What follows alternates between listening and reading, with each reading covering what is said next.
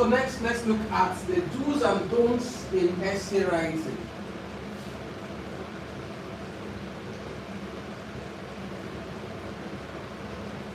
Now, first and foremost, let's establish that essays are formal write-up or writing.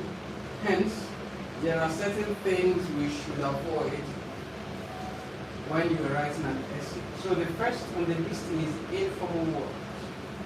Now, informal words would negate the essence of essays. And some of the things we use casually and feel or consider to be formal are actually informal. So let's look at some of those examples of informal words.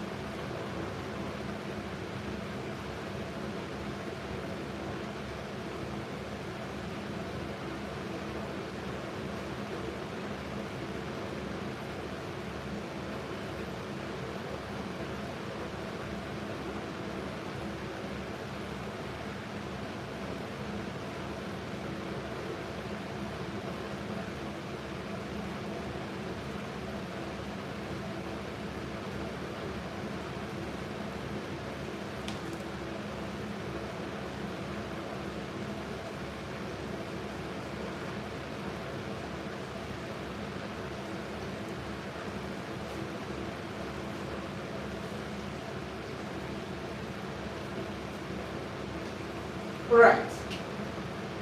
Now here we have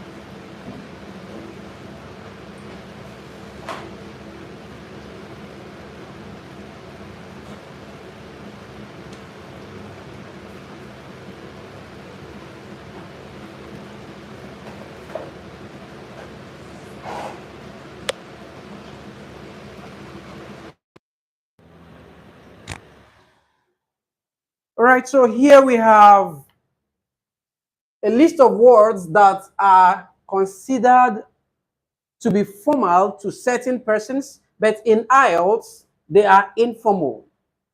Let's look at, for example, we have the word very. So why is the word very considered to be informal in IELTS essay writing? This is because for you to use the word very, it means there is another word you want to lay emphasis on. Because when you are using the word very, you're trying to lay emphasis on something. Very beautiful, very far, very tasty. IELTS says for you to use this word, it means you don't have the appropriate vocabularies to express yourself. So rather than using very this, very that, IELTS expects you to use just that one advanced vocabulary that captures very and the other word. Do you understand this? So let's look at this together. Instead of saying, I'm very hungry, there is a word that would express hungry. Very hungry. What's that one word? I'm famished. So rather than saying I'm very hungry, IELTS expects you to say I am famished. Right? Now, it is also important to say, instead of saying she's very beautiful, IELTS says, what's that one word you can use? She is stunning. She is gorgeous. She is fascinating. Some Nigerians say she looks takeaway. As if that's a restaurant food. That thing is very costly. Very costly. What's that one word? It's expensive. It's luxurious. It's quite pricey.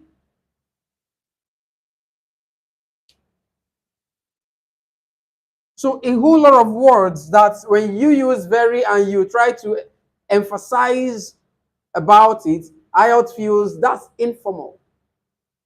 That doesn't show you have advanced understanding of the language. So you are expected to bring in more advanced words rather than using very. Now let's look at the second word here, help. IELTS says help is so casual, it's informal. So instead of using the word help, you should use what? Aid. You can use what? Support. You can use what? Assist. These are advanced words you can use instead of help. Please mind you, in IELTS questions, essay questions to be precise, you may see these words used in the question. When you are paraphrasing the question, IELTS expects you to change these informal words to the formal words. So that's where the test begins from. Now, when you are trying to buttress what you have written or the points you've established, you want to bring in an illustration. So IELTS feels, why do you use the common and popular phrase, for example? Some persons even go as far as using this guy here, e.g. These guys are informal words or expressions. So rather than using, for example, IELTS expects you to bring in advanced expression to cite, for example, and some of these advanced expressions would be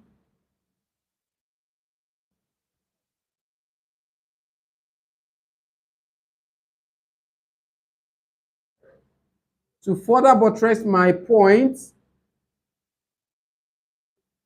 then you begin. Or you can say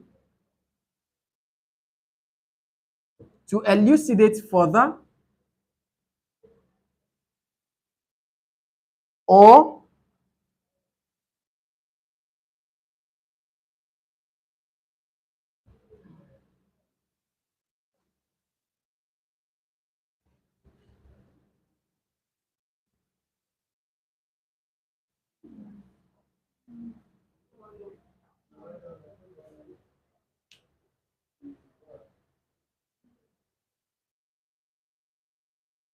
so these are examples you can bring in. One good instance to support my point is, then you, now for instance is not bad, but it should be your last resort. It should be the last thing you want to use if you cannot remember any of these examples here, right? So when you say to further buttress my point, you want to bring in an illustration. You want to bring in a scenario that explains further in line with what you have written. If you say to elucidate further, meaning you want to even expand, you want to deepen what you have said with a practical illustration. One good instance support my point means something you want to cite to further drive home what you have written. So these are ways of launching your examples without necessarily saying for example or e.g. E.g. is even a no-go area. Some persons during essays will write IE. This means that is, right? It is better to write that is in full rather than saying IE or writing IE.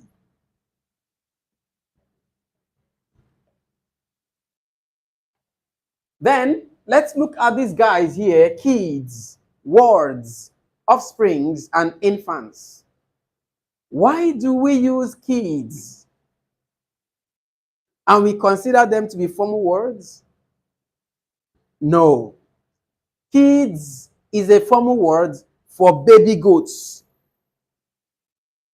So those of us who always say my kids, my kids, I don't know if you're referring to your baby goats. So please, when you are writing an essay, avoid the use of kids to refer to children. The word children or child is or are the formal words for younger ones of humans. But when you say kids, in that context, it doesn't flow. You are referring to baby goats, or you are informally referring to children. And this would thwart the whole essence of achieving an essay, which is supposed to be a formal writing. Now, when you use this guy here, words, you find that it's commonly used by academic institutions, schools. You will see, dear parents / guardians, this is to inform you that your child / wards would be attending an excursion to blah, blah, blah. Now, when they use this guy, it's informal in an essay. In such situation, because that is a formal communique, right? It's informal to use that. Now, but coming back to IELTS, when you use this guy, words, it's ambiguous. It's ambiguous in the sense that, are you referring to a section in the hospital? Are you referring to a section at prison, the prison ward? Are you referring to a section at the polling unit? Are you referring to a region at local government area? So which do you want the examiner to look at it from? Because first and foremost, it is not referring to children to the examiner. So you don't want to shoot yourself in the foot. You want to use the appropriate word for the younger one of humans, which is children. Offsprings. Offsprings, when used in a sentence referring to children, may not pass the accurate information, because offsprings could be the offspring of animals. It could be the offspring of plants. So which do you want the examiner to look at it from? When you use the word infants, arguably, it can be used to refer to children. But when you use the word infants in medical terminology, it refers to children between 0 to maybe 4 years. Whereas an adult, a mother of a baby, is also a child to her own parents. So if you are using this and the concept of infants is for people between 0 to 4, that means you are removing the idea or definition of children with regards to people who are now adults but still children to their own parents. On the other hand, infants is a formal word for baby ape and baby monkey. When you go to the military, infants are the new recruits. So where do you want the examiner to look at it from? Some persons will say, but if he or she reads the sentence, he should be able to know what I mean. No, that's not the contract you signed. They are not to understand or help you to understand. Your write-up should have what we call ease of understanding. So anyone reading what you have written should understand it seamlessly. It should be self-explanatory. They shouldn't begin to put one and two together to read meaning into what you've written. It shouldn't be. So that you don't use certain words in a sentence and it will just mess up the whole essence of what you have put in. Now let's look at this next line, mom and mom. Mom and mom are short forms.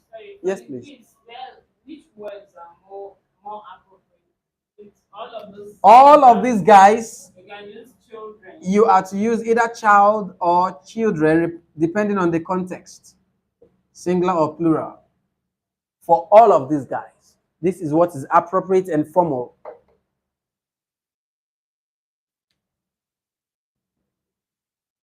Now, coming back to mom or mom, what might you cite as the difference between these two? What are the difference between mom and mom, M-U-M and M-O-M?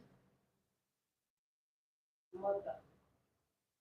The difference between M-U-M and M-O-M, what might be the difference between this and this? Spelling. What's the difference with spelling? All right, this has U and this is having O, right?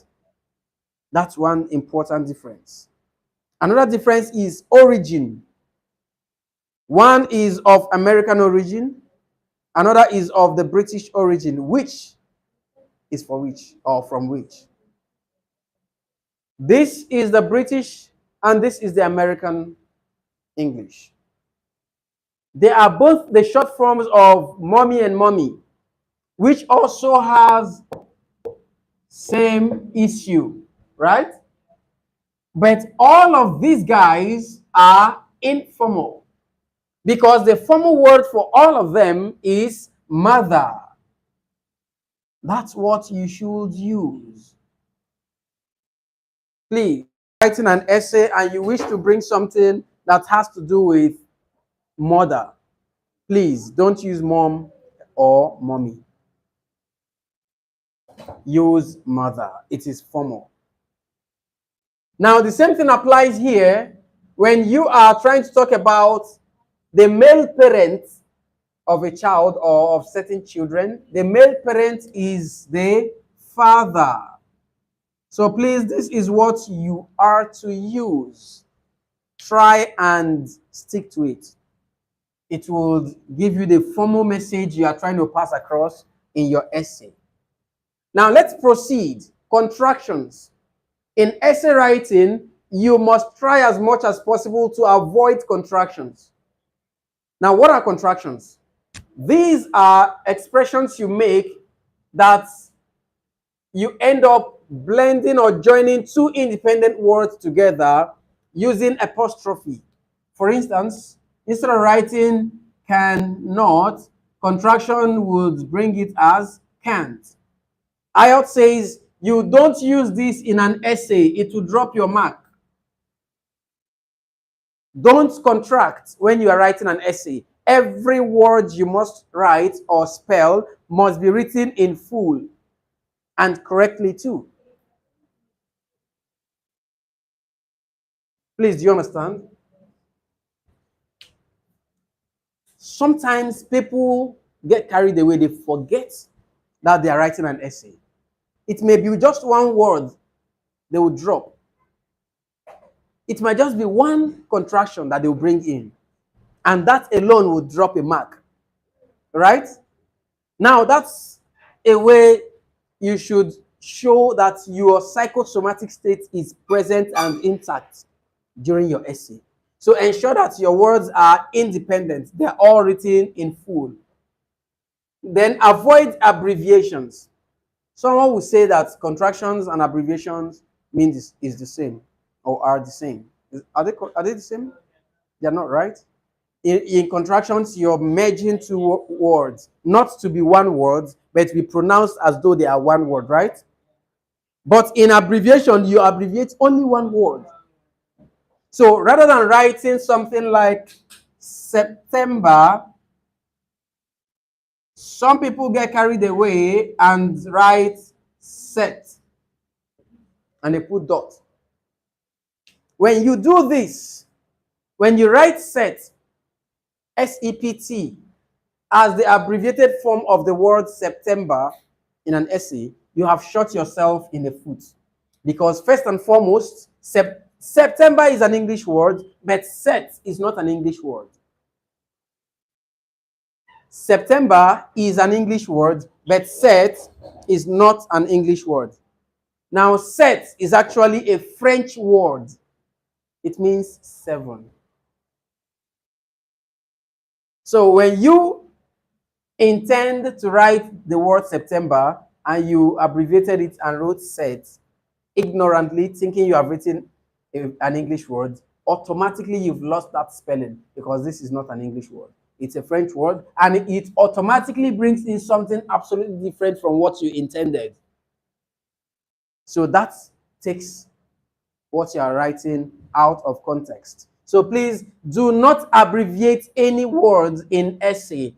Ensure that every word you are writing or spelling is written in full. Then shorthands and slangs. You see, a lot of people are so engrossed in their short message service lifestyle, SMS. Some people are so engrossed in their chatting lifestyle. So they have made the act of using slangs during chat message or chatting during short SMSs to become a part of them. So rather than writing for, F-O-R, you see people writing number 4. Rather than writing Y-O-U, you see people writing letter U. Rather than writing T-H-A-T, you see people writing D-A-T. Rather than writing B-E-F-O-R-E, you see people writing B/4. All of these things should be avoided completely. They'll be dropping your marks. So you must carry out your essay writing with 100% consciousness. So you must be in control of everything you are doing in your essay writing. Now let's go to ambiguity. What does that mean?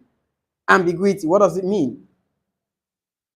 When you say a word is ambiguous, what does an ambiguous word mean? Who knows?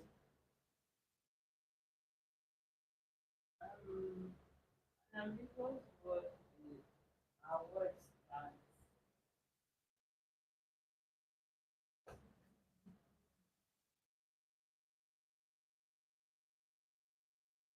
Okay, let me help out. Ambiguous words are those words that have multiple meanings. Ambiguous words are those words that have multiple meanings. You might use a word now in a sentence. To you, that word may mean just what you intended. But the examiner may not know the meaning of that word from what you know it to be. The examiner may know it to mean something else.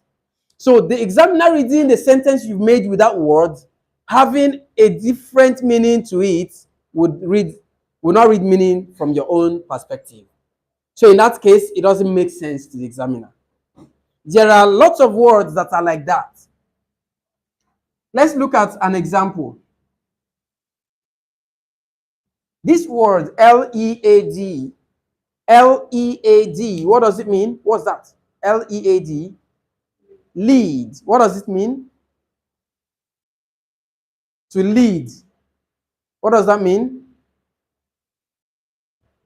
To lead means to take charge of a people or a group, right? To be given the responsibility of managing or watching over a people. Now, this same word, this same spelling also means this guy. You see, the pencil we use for writing has a substance in the wood, right? That substance is also called lead. So when you use that word, the pencil has a lead. that helps people to write with it. And the examiner knows lead to just be to take responsibility of guiding the people. So you're saying the pencil has a guide that helps people to write. It doesn't really make sense to the examiner. So you have used the word that is ambiguous in a very simple sentence you're supposed to make. You are losing the point at that particular scenario. Now, the past tense of lead is what? Led. You're talking about the position you held at some point. Now, to the examiner, I know lead to be the substance in bulb that generates light. Lead, right? That's a total distortion in meaning to the examiner. Now, look at this one. Very common. Very common. We use this word very common. This word is what? Present. Now, it's a very common looking word, but it's highly ambiguous. It might even mean 4 things. But let me limit it to just 3. Let me reduce it to just 3. Now, let's assume tomorrow will be your birthday, and I come to you and I say, please, we have agreed as a team that since tomorrow will be your birthday, we want to assure you that we're going to be present at your birthday and we shall present a present to you on your birthday. Right? Being your birthday, we're going to be present and we're going to come in mass. So we'll be present at your birthday and we shall present a present to you.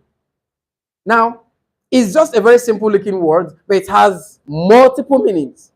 So when you use such words in a sentence, which do you want the examiner to interpret? From what perspective do you want the examiner to read your sentence? So you want to avoid all forms of ambiguity when you are writing an essay. However, there are some words that you can bring in that are very crucial, very essential in the sentence. That although they may be ambiguous, but if you're able to bring in the accompanying word, it will definitely make that word to make the same sentence or idea that you intend.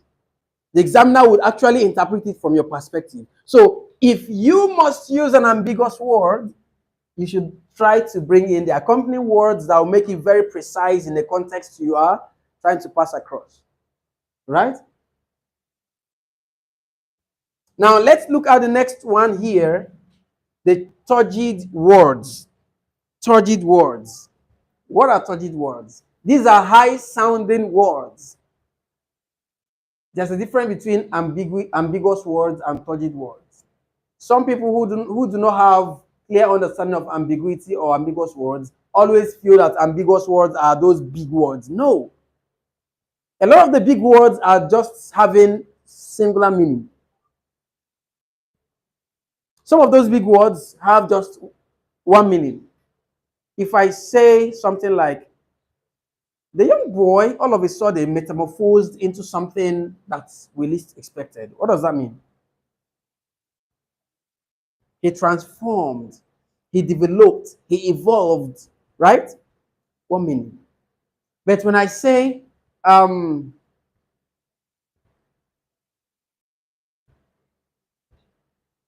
boy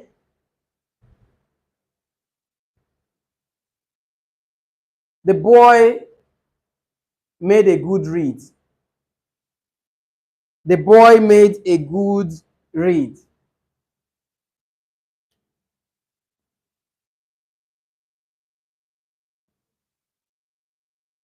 Or had.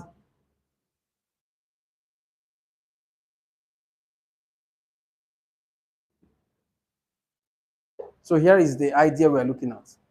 R-E-A-D. Read. Past tense of read is what? Read. Is it spelled as R-E-D?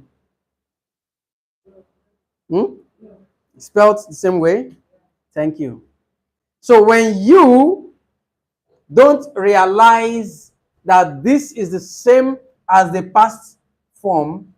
When you see it being used in a sentence that expresses past tense, you would have a little bit of confusion that the sentence does not make sense if you don't understand that way. So when you are using this type of simple looking word that may be ambiguous, you will not realize that it could have multiple meaning. But when I use turgid words, now turgid words are those high sounding words that have simple and advanced meaning, but require someone who has gone so far into vocabularies to actually understand what the word stands for. Remember one of your former honorable members, Honorable Patrick, from Edo State. He uses turgid words, but some people feel what he says do not make sense, but they are very straight to the point. When you go to Facebook, there is this comedian who is always wearing black coats, carrying very big textbook. He also speaks like Honorable Patrick. Most of the things he speaks are very correct, but because you and I, we can't use such words, we tend that he's speaking jargon. Honorable Patrick comes to national television and begins to say that the crinkum crankum of the political peripheral is very moboclokum. The gagatuangaga of the whole. So you ask yourself, what is gagatuangaga? But those things make sense, right? So the advice here is don't use studied words because the examiner may not have all the time to start looking for the meaning of those words to be able to read sense into what you have written. Yes, please. So if you're not allowed to use ambiguous words, not project words, right? Which words then will you use? Because it has to fall in between the two. One of them, right? Yes. Right. That's Now, what I think. at the end of the teaching on ambiguity and ambiguous words, I said there are certain words that are ambiguous that you need to use. And I said for you to use them, you must bring their accompanying words that make them very precise in the context you want to use them. So you can use some of them, but ensure you bring in a supporting words that make them very precise so that they don't create branches. But this guy, you need to play safe. You will not be there with the examiner when your exams or your script will be marked. So the examiner will not ask you, so what does this word mean? You won't be there. So But you're expected to write advanced words. Yes. Yes. Write advanced. Yes. There are lots of advanced words that are not turgid.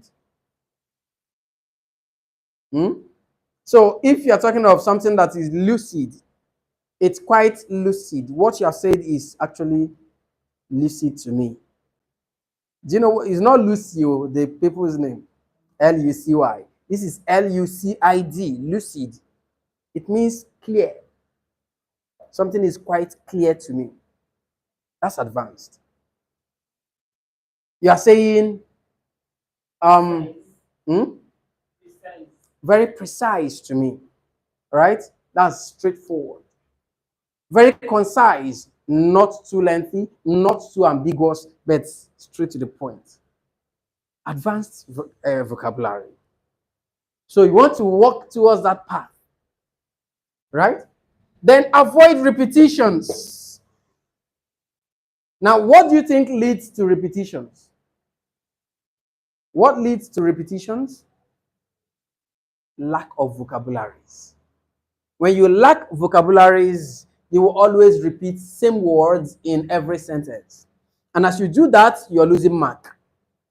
So you want to build a lot of vocabularies. And building vocabularies alone does not keep you away from repetitions. Rather, building synonyms of those vocabularies help you to stay away from repetitions.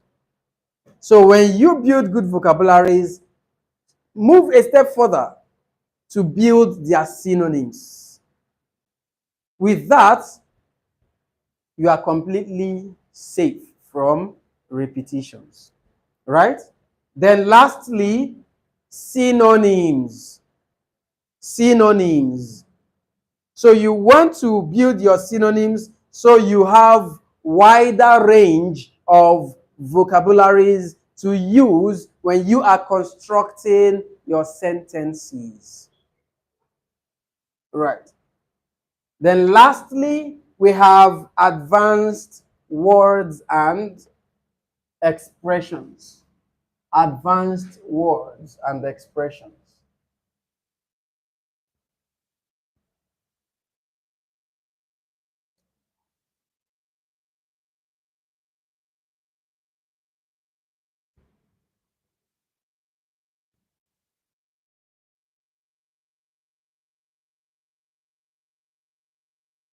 All right, so let's look at advanced words.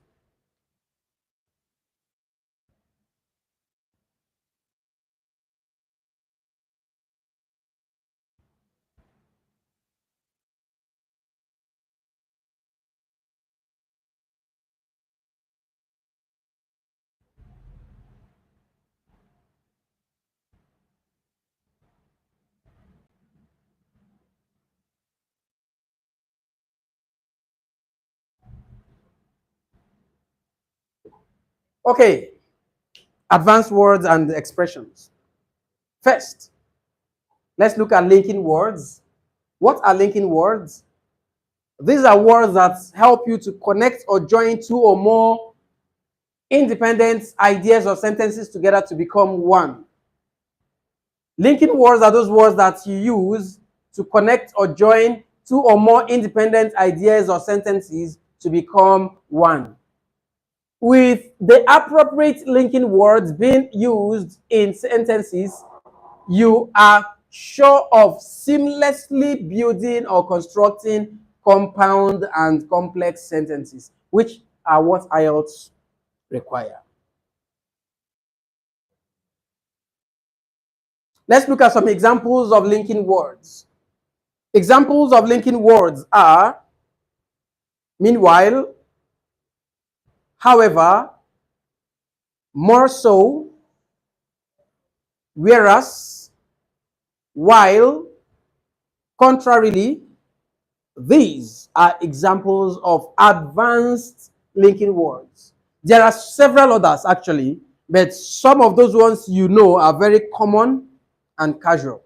And IELTS is insisting that avoid using overly or commonly used words and expressions. Avoid them. Right?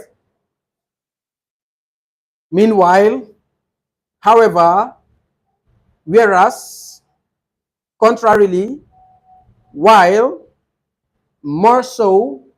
These are examples of linking words. Another word for linking words is conjunctions. Please use them, use them, use them, use them. But you need to understand when to use these linking words. Because IELTS says give us advanced expressions and vocabularies doesn't mean you should just be blowing grammar anyhow. Anywhere you see, just throw one. Anywhere you see, put one. No, that's not what IELTS needs. So you should know when and where to use them. When do we use the word whereas? When you are contradicting what you have established before. Whereas, for contradiction. Meanwhile, still for contradiction. However, when you want to drive home something you have established, right? You want to establish a position, your own thoughts, or the final issue about all of that. So please note all of that. Then secondly, we have sequencers.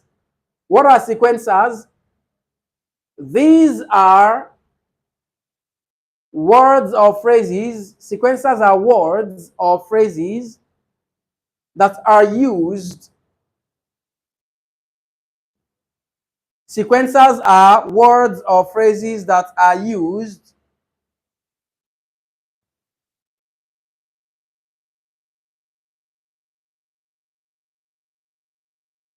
Sequencers are words or phrases that are used to either begin a paragraph or introduce an additional point in the same paragraph. Sequencers are words or phrases that are used to either begin a paragraph or introduce an additional point in a paragraph.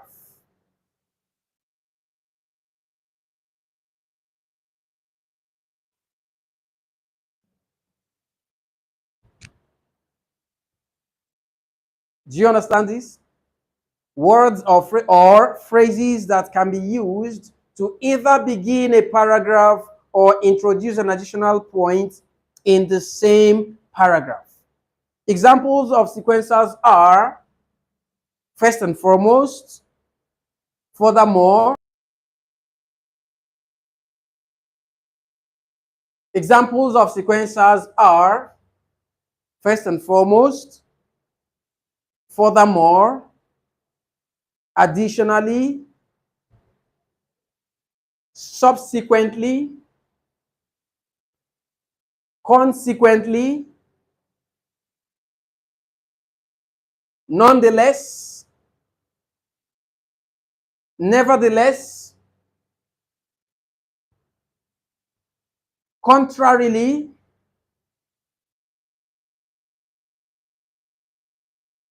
summarily,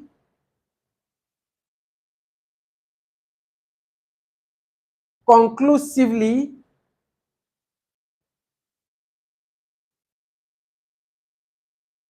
in light of the above. These are examples of sequencers. These are examples of sequencers. I believe you know when to use them. Don't just bring them in at anywhere you like. Is it in light of or in line? In light of the above. In light of the above. Or you can say in line with. In line with, okay? In view of the above. In light of the above. Which means having said all above. Now, lastly, let's look at idioms. Idioms are expressions that do not mean what they seem. Idioms are expressions that do not mean what they seem.